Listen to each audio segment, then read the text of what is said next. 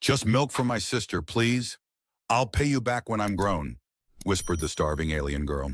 Planet, Saria 4. Location, District 12, Outer Ruins. Time, late morning. Weather, sub-zero, low visibility. Laron Vale wasn't supposed to be out that far. District 12 had been marked low-priority salvage for years. Too unstable, too cold, and mostly gutted of anything useful. But he'd grown used to ignoring directives. After all, there were no real enforcers left. Not in the outer districts. He adjusted the strap across his shoulder, the weight of his salvage pack digging into his spine. His coat, military issue from a decade ago, had thinned at the seams. Cold seeped through it anyway. His half-gloved fingers curled tighter around the pulse lantern in his hand as he stepped over the cracked remnants of what used to be a tram rail.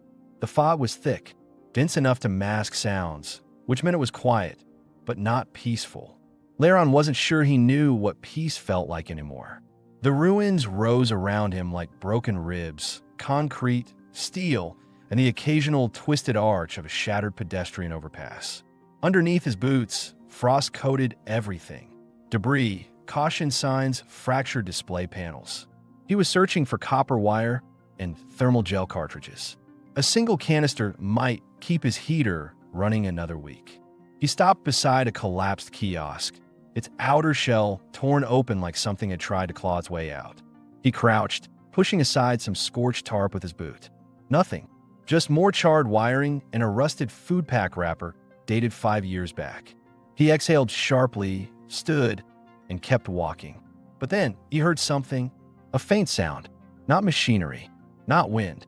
Plastic maybe, scraping against concrete. He froze, waited. There was again, a light tapping sound. Laron moved slowly around the remains of a split beam, eyes adjusting to the dim, natural light. The snow had started to pick up again, fine grains swirling in through the shattered ceiling panels above. And that's when he saw her, a child, small, thin, kneeling near the far wall of the corridor beside a pile of insulation scraps. She didn't move when he stepped closer, just stayed still, hunched over something in her hands. Laron's breath caught. Her skin, faint blue-purple, marked with signs of frostbite around the knuckles, was nearly the same shade as the debris around her. She wore what looked like a child's jacket patched together with thermal cloth and scrap vinyl, too large in some places and barely covering her legs in others. Her feet were wrapped in rags. The coat sleeves were tied shut with old wire. The object in her hands was a cracked plastic feeding bottle, bone dry. Behind her, bundled in a tarp, was a baby, barely moving. Small, wrapped tight, with strands of nearly white hair plastered to its forehead. Its skin was pale, almost translucent, and it was shivering despite the layers. The older child finally lifted her head. Her eyes met his, glowing faintly with the bioluminescence common to Zyrene Allen hybrids. But her stare wasn't sharp or guarded. It was dull, exhausted. Laron crouched down. He kept his voice level. "You two alone?" The girl nodded once. Her fingers clutched the bottle tighter. Her voice, when it came, was thin, cracked, nearly lost in the cold air. "Just milk for my sister." Laron's stomach twisted. She looked no older than 9. Her hands were trembling. Her lips were dry, slightly split. "I'll pay you back," she added. "When I'm big." She wasn't begging. She was making a promise. The kind a child makes when they've already stopped believing adults will keep theirs. He didn't say anything at first. He reached into the inner pocket of his coat and pulled out a sealed protein cube. It wasn't milk, but it was warm and real. He unwrapped it and laid it down in the snow beside her. Then, without another word, he extended his arm, slowly, open-handed. She didn't move, not until the baby whimpered. Then, with mechanical, cautious movements, she picked up the child and rose. Her knees wobbled. Laron noticed how thin her legs were, almost skeletal beneath the tunic. No shoes, just more scraps wrapped in cloth. He led the way. The walk back to his shelter took 17 minutes. He counted every second. The snow thickened. The wind picked up. The girl said nothing. The baby didn't cry, just breathed in soft, high-pitched gasps. Laron slowed his pace, glancing over his shoulder more than once. Each time, she followed, eyes fixed on his back, steps unsteady but deliberate. When they reach his outpost, he keyed in the access code and pulled the steel door open with both hands. Warm air puffed out in a gust, stale but comforting. The girl stopped at the threshold. Her eyes darted along the floor, the roof, the heater panel mounted on the far wall. Her jaw tensed. Then, after a beat, she stepped inside. Laron sealed the door behind her. Inside, the relay station was bare bones, concrete floors, salvaged metal shelves lined with faded food packs, a single cot in the corner, one portable heater humming quietly. A low solar-powered light panel hung above the center beam, flickering faintly every few seconds. He cleared a spot near the heater, spread out a thermal mat, and placed a soft wrap blanket on top. The girl laid the baby down gently, pulling the covering up to its chin. The child blinked slowly but didn't protest. Laron went to the small kitchenette, a converted field case rigged with a power cell. He pulled a container of synth milk from the cooler and poured it into a clean bottle, warmed it over the coil until it reached safe temperature. He brought it over and crouched beside the older girl. She didn't take it right away. "You can feed her," he said. Finally, she accepted the bottle. Her hand shook less now. The baby latched immediately. Laron stood and gave them space. He moved to the far side of the room, sat on the edge of a crate, and waited. Minutes passed. The girl eventually looked up. "My name's Salien." Her voice was steadier now. He nodded. "Laron." She looked down at her sister. "Mela." He hesitated. "Where's your mother?" She didn't answer right away. Then, in a low whisper, "She watches." From the dark, Laron felt a prickle at the back of his neck. Not from fear, but from something else. A gut instinct. A wait. "She's alive." Salien nodded. Slowly. "She didn't leave us. She just watches." Laron leaned forward slightly. "Why?" Another pause. Then, in a whisper, because she's scared, Salien lay beside her sister after that, curling her legs under herself and pulling the extra blanket around them both. Laron didn't ask more questions. Not yet. Later, after both girls had drifted into sleep, he checked the outer sensor. No movement, no life forms in the radius. Still, he felt it again. A presence. He opened the door. Snow fell in silent spirals. The ground outside crunched beneath his boots. Then, from beyond the broken rail arch, barely within the edge of his vision, he saw her. A tall figure, wrapped in torn thermal fabric. Silver-white hair down to her hips. Blue skin that shimmered faintly under the ambient floodlight. She stood barefoot, silent. Her eyes met his for a moment. Then she looked past him, toward the door, toward the warmth. Her jaw trembled, but she didn't speak, didn't step forward. Laron didn't move. She turned slightly, as if preparing to walk away, then paused. Her body swayed slightly, like she hadn't eaten in days. Laron opened the door wider. He said nothing, just waited, but she didn't come. She just stood there, eyes on the crackling warmth behind him, as if afraid the whole thing might disappear. Laron stepped back and left the door open. He went inside. He didn't lock it, let her decide. And outside, in the frozen dark, the mother of the two children stood in the snow, watching the man who hadn't asked her for anything. Snow fell steadily through the night. By morning, it had piled against the relay station's outer wall, blanketing the broken district in silence. Inside, the warmth had held. Laron stood near the heater, his boots planted firm on the concrete, a mug of reheated ration brew in one hand. The steam curled near his face. He hadn't slept. His body was tired, but his mind wouldn't let go of the image outside. That tall figure wrapped in shredded cloth, watching the doorway, but never stepping in. She hadn't come. Or if she had, she made no sound doing it. He turned and looked across the room. The older girl, Salien, still slept lightly, arms curled around the baby. Mela's face was pressed into her sister's chest, the bottle long empty but gripped like something precious. The baby's tiny hand rested over Salien's collarbone, fingers twitching slightly in sleep. He approached quietly and crouched beside them. The baby's color was better, less pale, breathing steadier, but still far from safe. He glanced at Salien. Her lips moved faintly, She was talking in her sleep again. Murmurs in a soft, melodic pattern, half in standard, half in a dialect he didn't know. Laron reached for a folded thermal cloth and laid it over them both. Then he stood and stepped to the side room where his record sat. A converted server crate, rewired to store personal logs, broken field scans, and whatever weather data he still bothered to record. He sat at the console, opened a file, and typed a note. Date 47.14.22 / entry. Civilian contact unauthorized. Location, District 12 ruins. Contact, minor Zarini Allen hybrid. Approximate 9 years. Identified self as Salian. Dependent, infant female, name Mela.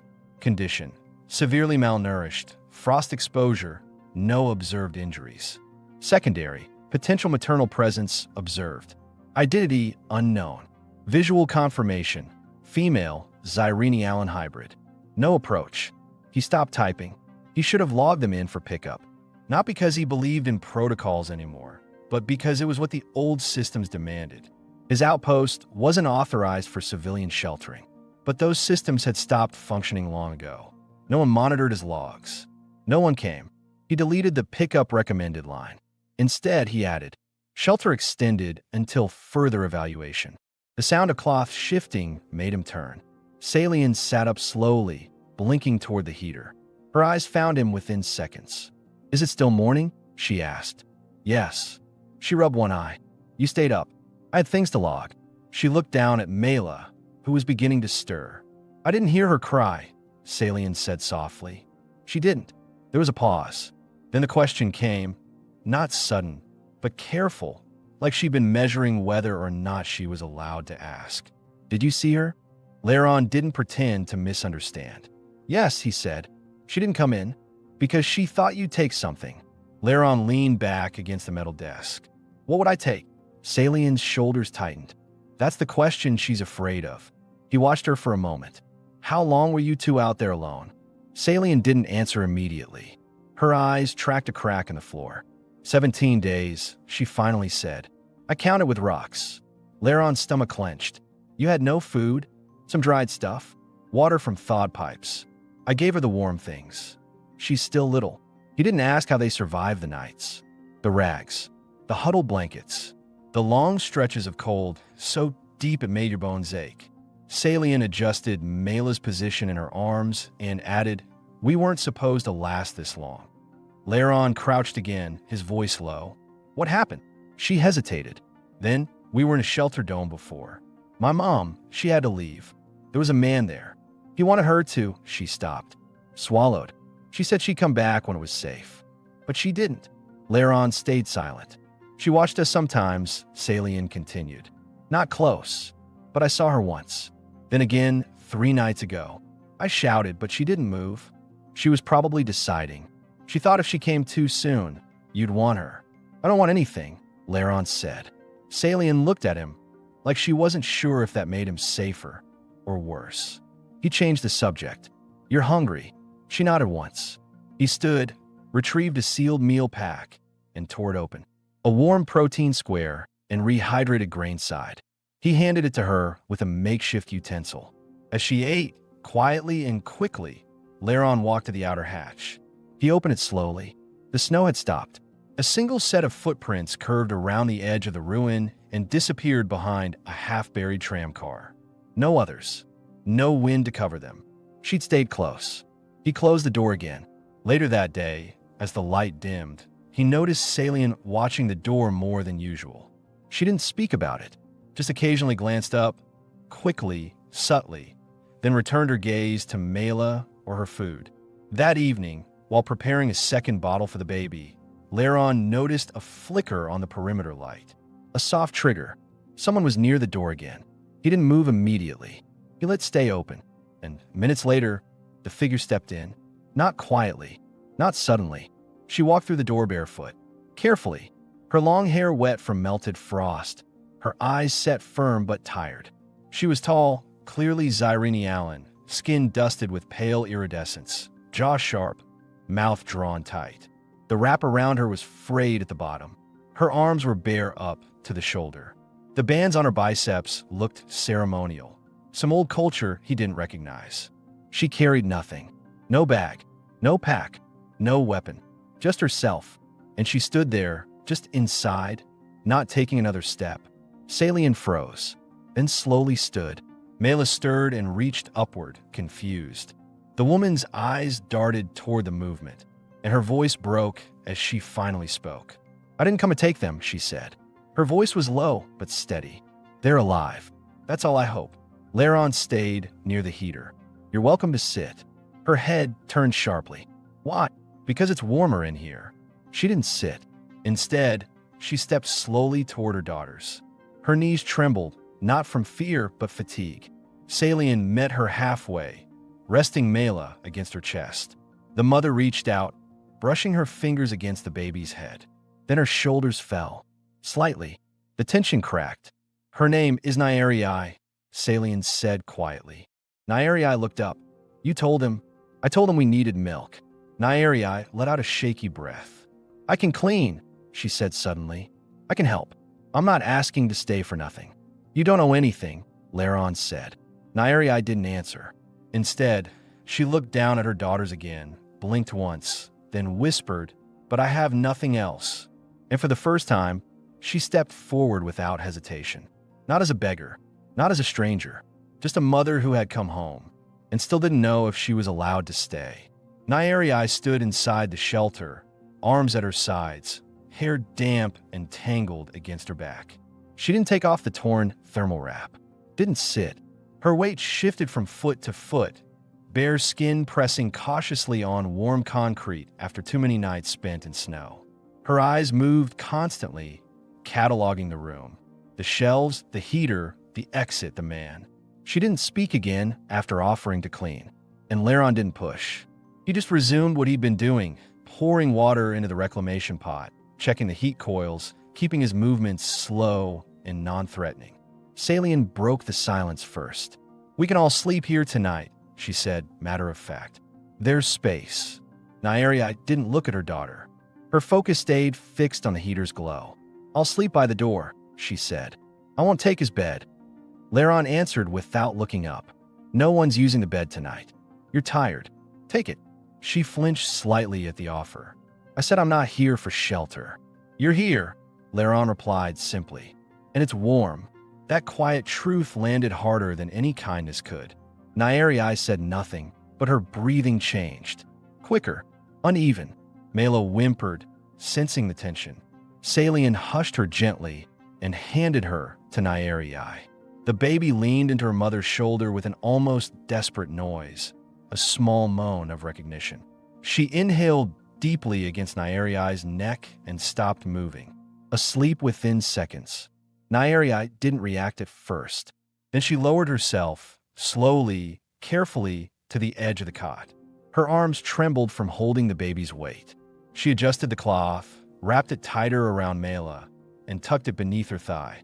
Then she looked at Laron for the first time since entering. "You didn't ask where I was all this time. I figured if it mattered, you'd tell me." She hesitated. He threatened to kill them. Laron stood still. Salian sat on the floor now, knees drawn up, chin resting on them. "I believe him," Nyeri continued, "that if I stayed away, he wouldn't touch them. He had food, blankets. I kept going back for scraps. Never close." Laron said nothing. "I was waiting for him to leave," she added. "But then he stopped guarding the shelter. I went back. It was empty. They weren't there. I thought." Her throat tightened. She didn't finish. Salian picked up the thought. "He traded the dome for parts. Left us behind. Locked us outside." Nyeri looked down at her hands. "He said I wasn't worth more than one night." The silence that followed wasn't awkward. It was heavy, human. Laron's thoughts drifted backward, toward a life spent watching things collapse in stages. His own wife, years ago. The planetary survey contract he'd abandoned. The meaningless database entries. The silence that followed when no one came to check in. He'd chosen this exile, yes, but what he hadn't chosen was the growing ache of knowing no one needed him. Until now. And here sat this woman who still didn't trust the air around her. He cleared his throat, shifting the focus. "You want food?" Nyeri blinked.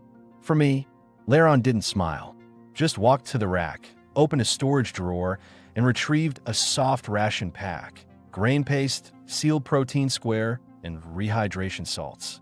He handed it to her wordlessly. She hesitated, then took it with both hands, her fingers brushing his glove. She didn't flinch this time, but she didn't look him in the eye either. As she ate, quietly, Laron knelt to clean the baby's used bottle. His hands moved mechanically, cleaning, checking temperature, resetting the formula coil. He could feel Nyariai's gaze flicking toward him every few seconds. Not suspicious, not expectant, just uncertain. "Where did you learn to care for children?" she asked finally. "I didn't," Laron said. "Just paying attention." Nyariai nodded. "That's rare." More silence. Then, without looking up, she added, "The last man who helped us wanted me in return. Not as payment, just because he could." Laron's shoulders tensed. "I gave in. At first. Because he gave food. But it stopped being a choice after that." Now she looked up. "So forgive me if I don't thank you yet." "You don't have to," Laron replied. He set the bottle down, dried his hands, and moved to the heater. He adjusted the dial slightly, raising the temperature by 2 degrees. Not for himself. Salient spoke up again, her voice small. "You're different from the others." Laron turned slightly. "Why do you say that? You leave people alone even when they're right in front of you." He nodded once, not sure whether that was a compliment or a warning. That night, they all stayed in the same room. Laron didn't sleep in the cot. He laid out an old equipment tarp near the heater and stretched out there, arms behind his head. Nyariai stayed on the cot, sitting upright for hours, Mela against her chest. Her eyes never fully closed, but eventually, sometime before morning, her breathing evened out. The next day, Laron found her sweeping the dust from the floor with a salvaged fiber brush he didn't even know he still had. She said nothing as he passed her on the way to check the solar array. She just kept cleaning. She hadn't asked for permission. That was the first sign she might believe she had a place there. After breakfast, Salient helped Laron sort supplies. She was quick, observant, and quiet, but curious. "Why do you live out here?" she asked. "I used to survey the atmosphere," he said, "when the colony was stable. But then funding dried up. People left. I stayed." "Why?" He shrugged. "Got used to the quiet." "Don't you get lonely?" He didn't answer, just handed her another set of thermal patches to sort. That night, Nyariai approached him at the heater while Salient slept and Malin nursed softly on her chest. She stood close, closer than before. Then, in a low voice, she asked, "What if I offered myself? Would it make this easier for you?" Laron's expression didn't change. "No." Her voice was flat. "You sure?" He nodded. "Yes, because I can. I'm not broken. I still work." He shook his head slowly. "I don't want you to give anything." She stepped back, unsure how to respond. Then he said, "No one's ever let you choose, have they?" Nyariai's breath caught. "No," she whispered. And then, for the first time, she looked like she didn't know what to do with that answer. Not gratitude, not suspicion, just silence. And for a long moment, that was enough. The light changed slowly over the course of the next day, bluish haze shifting to amber as Seria 4's sun pushed through the upper mist layers. The relay shelter stayed quiet. No sirens, no scanners, no urgency, just the low hum of the heater and the subtle creak of structure settling. Laron crouched by the battery regulator, fingers steady as he adjusted the solar input dial. The cells were holding better now that the cloud cover had thinned. He made a mental note to clean the external plates tomorrow. If the panels froze again, they'd lose heat by nightfall. Behind him, faint movement. He didn't need to look. He recognized the way Nyariai walked now. Quiet, controlled, always barefoot, as if touching the ground might give her away. She approached slowly, a rolled cloth bundle in her arms. Mela was asleep inside, face buried, her breath shallow but even. Nyariai paused by the cot. She glanced at Laron, uncertain, then sat on the edge, laying the baby beside her with careful hands. "She's finally gaining weight," she said. Laron looked over his shoulder. "That's good." Nyariai brushed Mela's cheek with her thumb. "Her skin doesn't shiver anymore. Last week, it did even when she was sleeping. You've kept her alive." She hesitated. Barely. That's still alive. He stood and crossed the room, then sat opposite her on a storage crate. Close enough to speak, not close enough to touch. Nyeri kept her gaze on Mela. Her voice was lower now. You're not going to ask what happened with the man I was with? No. Why? Because I've seen enough to guess the shape of it. I don't need the details. Nyeri finally looked up at him. So you're not curious? I'm tired of stories where people hurt women and then call it survival. The room went still for a moment. Nyeri didn't cry, but something inside her, something sharp, dulled slightly. The constant flinch in her body softened. She sat back, letting her arms fall to her sides. She didn't cross them, didn't shield herself. Then, do you want to hold her? Laron blinked. He hadn't expected that. I haven't before. She won't cry if you're warm, Nyeri said. She's used to your scent now. He hesitated, then moved carefully, lifting the small bundle from the cot. Mela's weight was barely there, but real. Her breath warmed his chest through the layers. She didn't stir. Nyeri watched his every move, not with suspicion, but with something closer to quiet awe. He didn't fumble, didn't stiffen. He just held her, solid, present. You never had children? She asked. Laron shook his head. No, wasn't in the plan. Did you want to? I didn't think about it. Not until now. She leaned forward, resting her elbows on her knees. I thought all humans had families. No, some just disappear into empty buildings and pretend they're still useful. Nyeri looked at him then, not just glanced. Really looked. Then why did you help us? Laron adjusted Mela gently in his arms. Because someone should have. That's not enough of a reason. It is for me. She didn't argue. The baby stirred slightly. Laron returned her to the cot. Nyeri re-wrapped her gently. Hands practiced, then smoothed the blanket with care. I keep waiting, she said after a while. For what? For you to ask for something. I won't. Everyone does. I'm not everyone. Silence again. Then Salient spoke up. Neither of them had noticed her standing in the doorway, arms crossed over her chest. Are you going to keep her? She asked bluntly. Nyeri turned sharply. What? Mela, Salient said. You left her before. You always say it was to protect us. But I'm not a baby. I know what it looks like when someone walks away and doesn't look back. The room froze. Laron didn't speak. He didn't move. This wasn't his moment. Nyeri's voice came slow. I came back, didn't I? Salient nodded. This time, Nyeri stood. Not fast. Not defensive. Just upright. I was scared, she said. You should have been. Nyeri didn't argue. Didn't make excuses. You don't have to forgive me, she said. I don't, Salient replied. Then, after a pause, but I still want you here. Nyeri's jaw tightened. Her breath caught in her throat. She didn't let herself cry, but her voice cracked anyway. I didn't think I'd get to hear that. Laron stood. You don't need permission to stay. You're already here. Later, when the shelter quieted again, Nyeri remained by the heater. She'd finally wrapped her arms around herself, not in defense, but for warmth. Her head leaned against the wall, eyes half closed. Laron sat a few feet away, legs stretched, silent. Then she said it, not loudly, not looking at him. I keep thinking if I give you my body, this place will feel real. He looked at her, steady. It's already real, he said. I don't know how to live without trading something. You don't have to earn your place. I don't know how else to exist. They sat in silence. Then, finally, Nyeri whispered, Would you hold me, just once, without asking for more?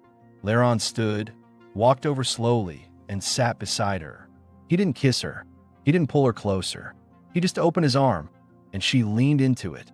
Her head rested on his shoulder. And for the first time in years, Nyeri closed her eyes with no fear of what might happen while she slept. Laron woke to the sound of breathing. Not heavy, not distressed. Just slow, steady breaths beside him. It took a moment for him to register the weight leaning against his shoulder. Nyeri, her body was warm, pressed against his side, head tilted against the crook of his neck. Her silver hair spilled down his chest in loose strands, slightly damp with the heat of the room. She hadn't stirred. One arm was curled in toward her stomach, the other loosely draped between them. Her wrap had slipped slightly, revealing one bare shoulder and part of her back, thin, strong, scarred. He didn't move. Outside, the wind had stilled. The shelter felt sealed off from the world, like it existed in its own quiet dimension. Just heat, breath, and the faint hum of the solar regulator cycling power. He looked down. Her fingers had twitched against his leg. Nairi exhaled, slowly waking. Her head lifted slightly. She blinked once, twice. Then she realized where she was. Her eyes sharpened, not from fear but awareness. She sat up carefully, not pulling away, just easing the space between them. "I fell asleep," she said. Her voice was rough with sleep. "I know." She didn't apologize. Instead, she looked at him, not in fear, not in expectation, just looking. "You didn't touch me," she said quietly. "You asked me not to. I asked you to hold me. And that's all I did." Nairi studied him for a long moment. "I've had men sleep beside me before. None of them knew how to stop." Laron nodded. "I'm not one of them." She exhaled slowly. "I'm not sure if that makes me safe or if it makes me afraid in a different way." He didn't answer. The baby stirred across the room. Salian was already there, adjusting the wrap. The older girl had slept in the far corner by choice. She didn't look at them, but she spoke clearly. "She sleeps deeper when you're near her, Mom." Nairi turned. "She remembers my scent. I think she remembers your voice too." Salian didn't smile. She just focused on Mela, brushing a loose strand of hair from the baby's face. "I used to hum to her," Nairi said, softer now. "But after a while I stopped. It felt cruel. She was hungry. I didn't want to soothe her when I couldn't give her anything." "You could have come back sooner," Salian said plainly. "I know." Laron stayed silent, observing both of them. He didn't try to mediate. It wasn't his place. Nairi stood, stretched, and walked slowly to where Mela lay. She leaned down and picked her up. The baby didn't protest. She nestled in Nairi's chest with a soft whimper, then went still. "She's warmer today," Salian noted. "I think I am too," Nairi replied. Later that day, while Salian napped with Mela near the heater, Laron sat near the old water unit, fixing a cracked filter seal. Nairi crouched beside him, sorting the thermal blankets he had stacked beside the storage bins. She didn't speak much, but every few minutes their arms brushed. Once, her knee touched his and didn't pull away. Neither did his. She reached over for a patch strip, and their hands met. She didn't let go right away. When she looked at him, her expression was unreadable, but she wasn't guarded. Her voice, when it came, was quiet, measured. "Do you want me?" Laron didn't move. "Yes." Her brow lifted slightly. "But not like that," he added. "Not if you're offering it because you think you have to." She looked down at their joined hands. "I'm not offering it," she said.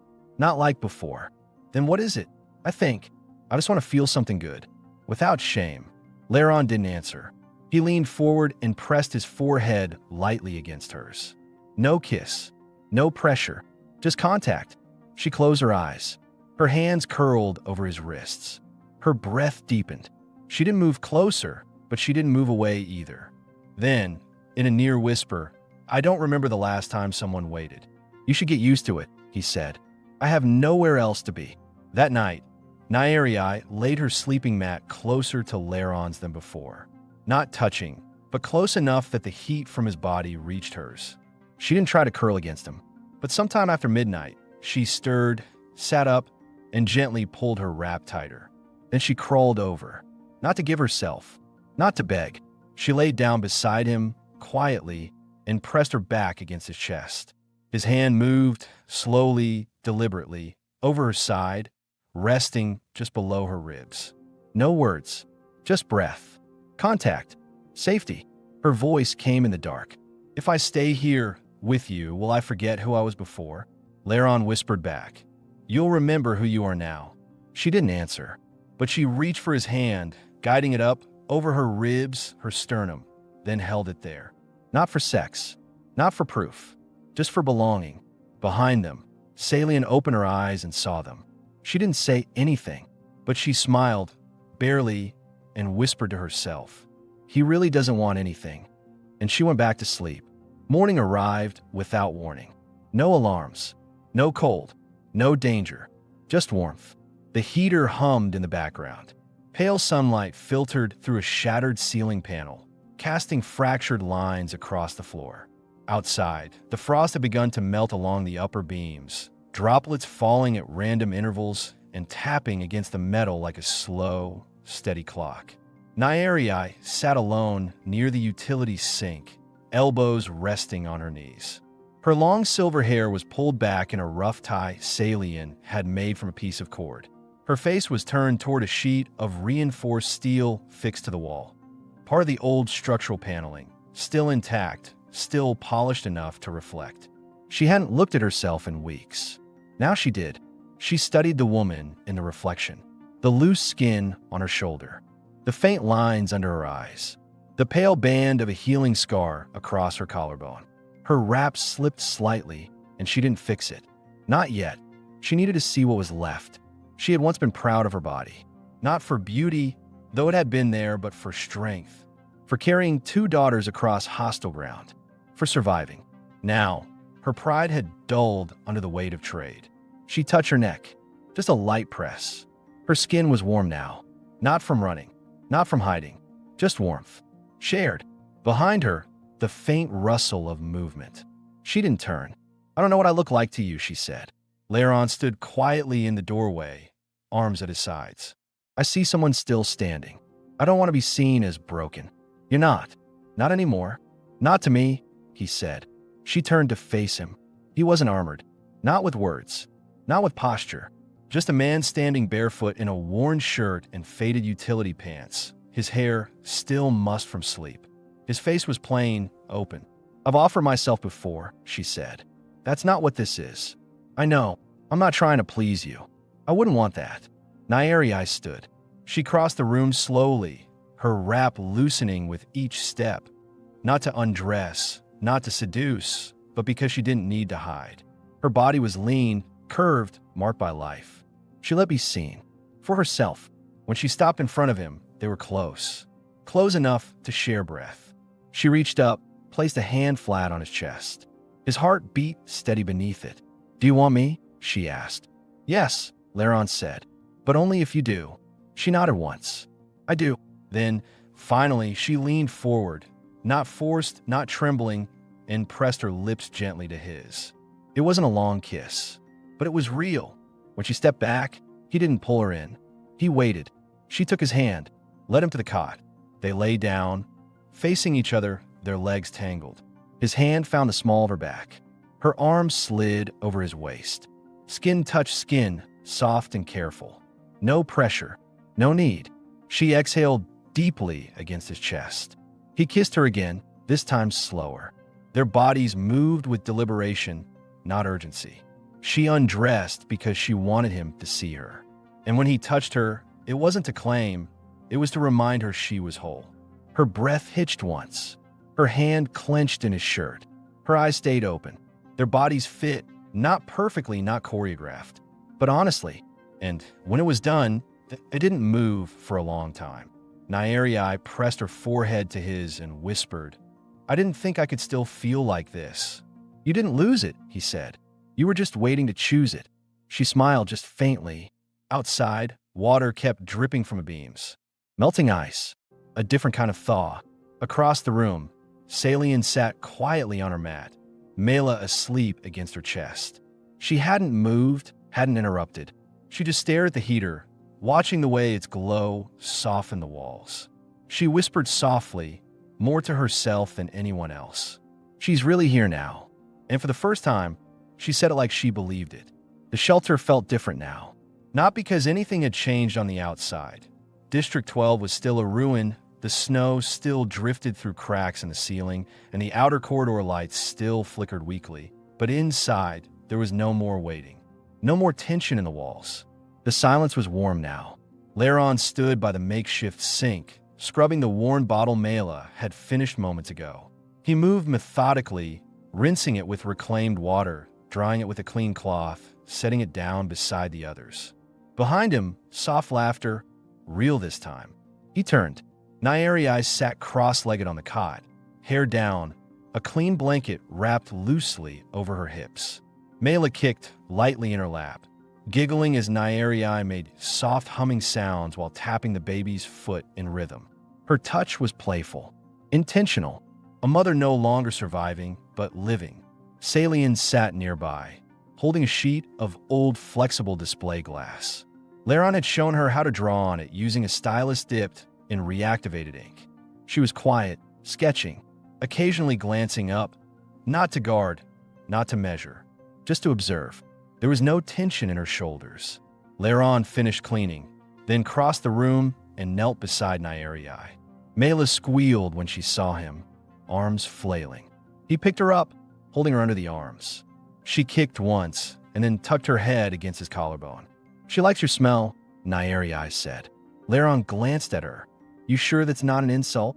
Nyeri smiled, not teasing, grateful. "She knows you won't let her fall."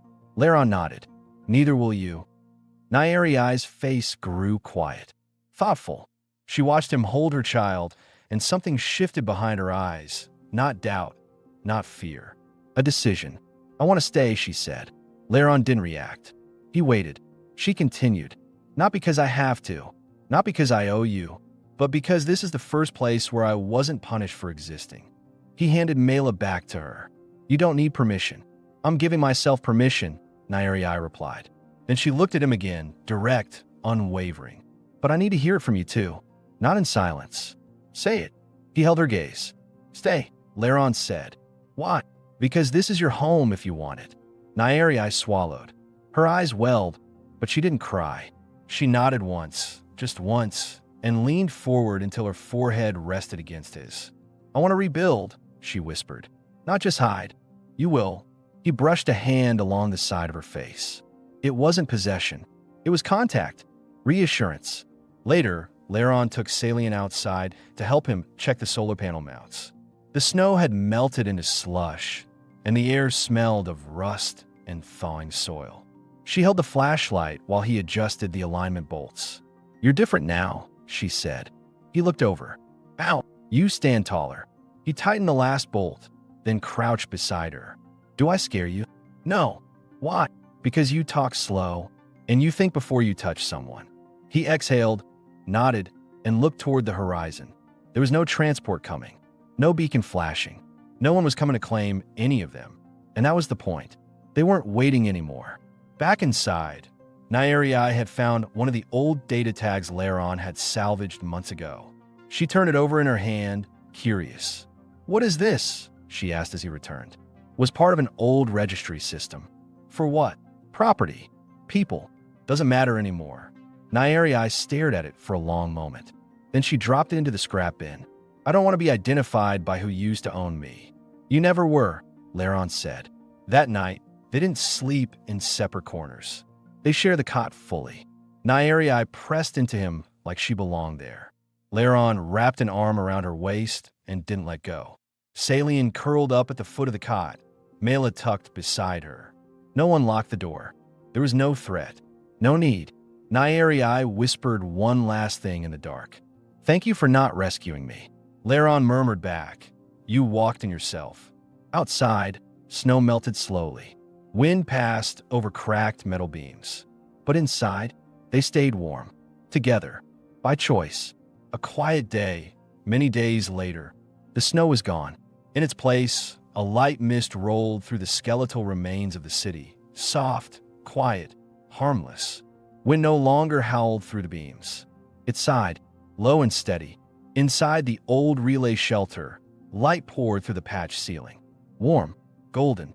Nyeri stood barefoot on the concrete, her long silver hair loose around her shoulders, her body wrapped in nothing but a clean linen cloth Laron had salvaged from a textile bundle.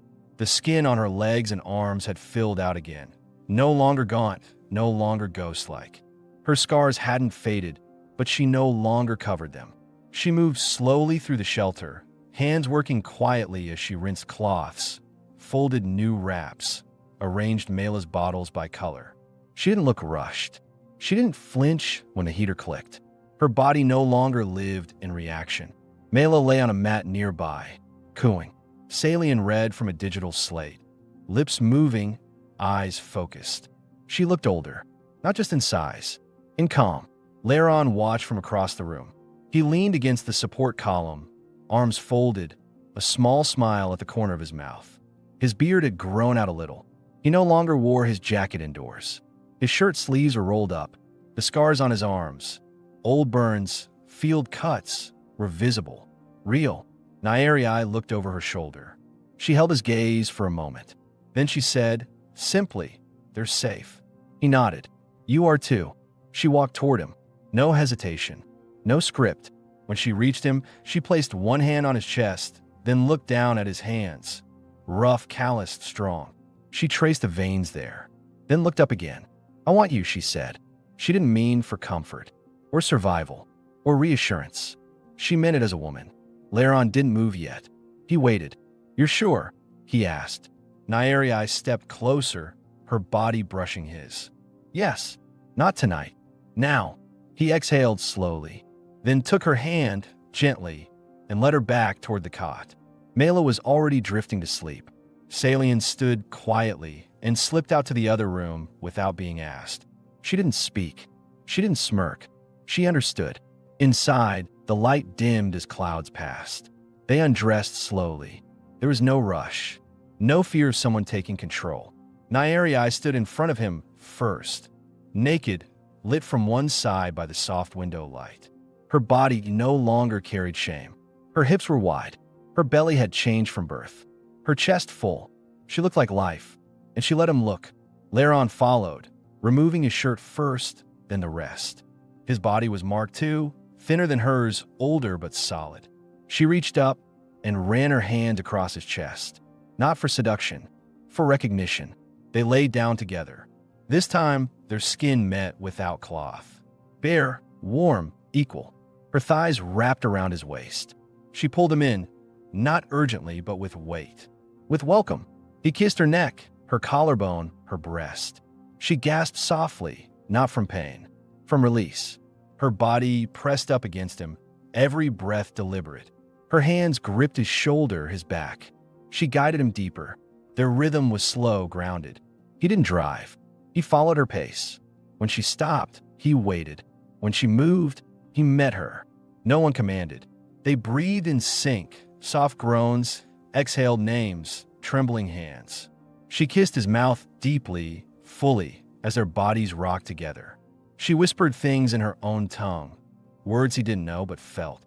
Her climax came in waves, soft, strong, rising through her body like the tide. She clung to him, buried her face in his neck, and shook quietly, then stilled. He followed soon after, body tensing, chest pressed into hers, lips parted against her shoulder. Then silence. Their bodies rested together. His fingers traced her back, gently. Her hand rested over his heart. She looked up. No words, just breath. "I never imagined I'd want someone again," she finally whispered. "I didn't think anyone would let me try," he replied. She smiled, exhausted, flushed free. "You didn't take me," she said. "No," he agreed. "You gave yourself." They stayed there for a long time. Naked, safe, alive. Outside, the old district stood still. But inside, in that broken station, 2 people and 2 children had built something whole. The end.